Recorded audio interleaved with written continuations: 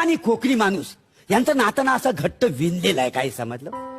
ते नातं ना कुणीच तोडू शकत नाही. काय मुंबईचे चाकरमानी ना शिमग्याला जातात ना, ते त्यांच्या आप्तेष्टांसाठी भावभावकीसाठी जातात. आजकालची सगळी तरुण मंडळी आहे का नाही, नोकरीच्या निमित्तानं मुंबईत आहेत. त्याच्यामुळे सगळी म्हातारी खोतारी माणसं गावात.